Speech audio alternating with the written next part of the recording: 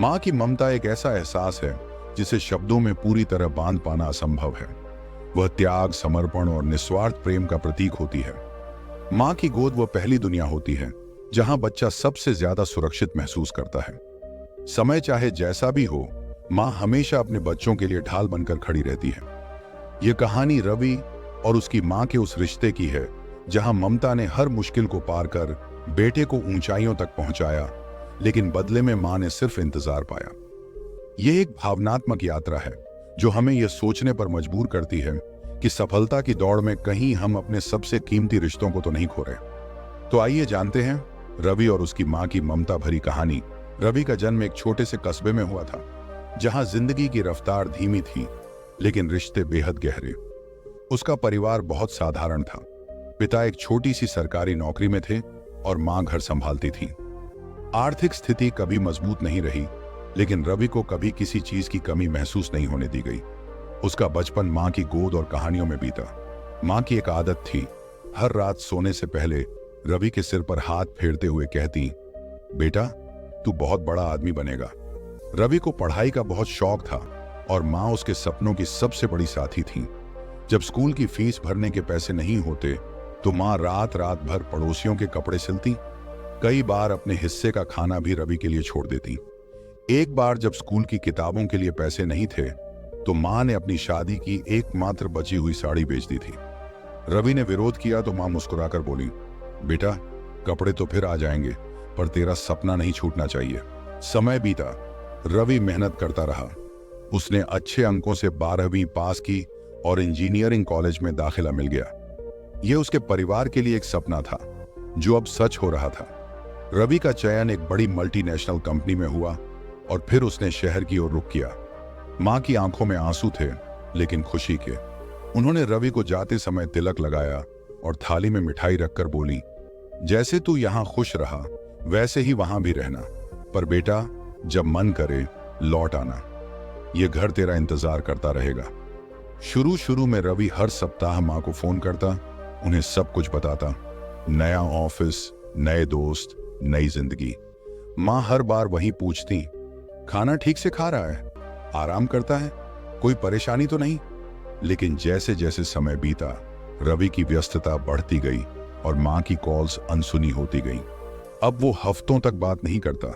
कभी कभी माँ का फोन आता तो रवि झुंझलाकर कहता, माँ बहुत बिजी हूं, बाद में बात करता हूं। माँ समझ जाती, कुछ नहीं कहती, बस चुपचाप फोन रख देती और रवि की बचपन की तस्वीरें देखकर अपने आंसू पोंछ लेती। उन्हें खुशी थी कि बेटा सफल हो गया, लेकिन एक खालीपन था जो हर दिन बढ़ता जा रहा था।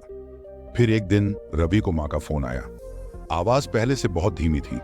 बेटा बस तुझसे मिलना था, कुछ बात करनी थी। रवि चिढ़ गया। माँ मैं मीटिंग में हूं, जरूरी काम है, बाद में बात करता हूं। माँ ने कुछ नहीं कहा। कुछ हफ्तों बाद रवि को एक लेटर मिला कस्बे से। माँ के हाथ की लिखावट थी, कांपती हुई, कमजोर लफ्जों में लिखी चिट्ठी। बेटा जब तू छोटा था तेरे रोने की आवाज सुनते ही मैं दौड़ आती थी। अब जब मैं रोती हूं तो कोई सुनता नहीं। तू बड़ा आदमी बन गया है, मुझे खुशी है, लेकिन अब यह कमजोर शरीर ज्यादा दिन साथ नहीं देगा।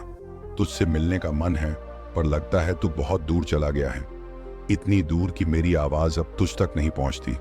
कोई बात नहीं बेटा, तू खुश रह, हमेशा खुश रह। रवि को ऐसा लगा जैसे किसी ने उसके सीने पर भारी पत्थर रख दिया हो। उसने तुरंत छुट्टी ली और गांव के लिए निकल पड़ा। रास्ते भर बचपन की बातें, माँ की मुस्कान, उसकी झिड़कियां, सब कुछ याद आता रहा। जब वह अपने पुराने घर पहुंचा तो आंगन सूना पड़ा था। दरवाजे पर ताला नहीं था, लेकिन उस घर में अब वो सजीवता नहीं थी।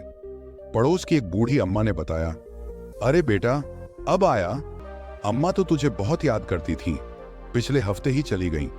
तेरे नाम की तस्वीर सीने से लगाए, कहती थी मेरा बेटा बहुत बड़ा आदमी है, आएगा जरूर। रवि अंदर गया। माँ की चारपाई वैसी ही थी जैसे वो उसे छोड़कर गई थी।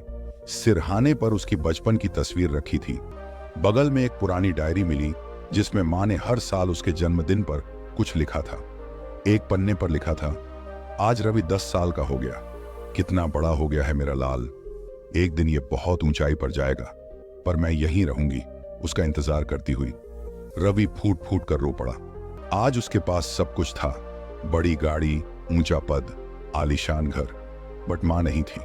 वो प्यार जो बिना शर्त था, आज एक खाली घर, एक चारपाई और कुछ यादों में सिमट कर रह गया था।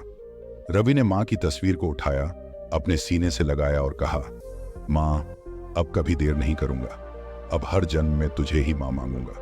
इस कहानी के माध्यम से कहना चाहते हैं, हम सब जिंदगी में बहुत कुछ पाते हैं, लेकिन अगर मां का साथ छूट गया तो वो सब कुछ अधूरा रह जाता है। मां सिर्फ जन्म नहीं देती, वो हर पल जीती है हमारे लिए। कहानी अच्छी लगी हो तो real life Hindi story YouTube channel को लाइक, सब्सक्राइब और शेयर करना ना भूलें।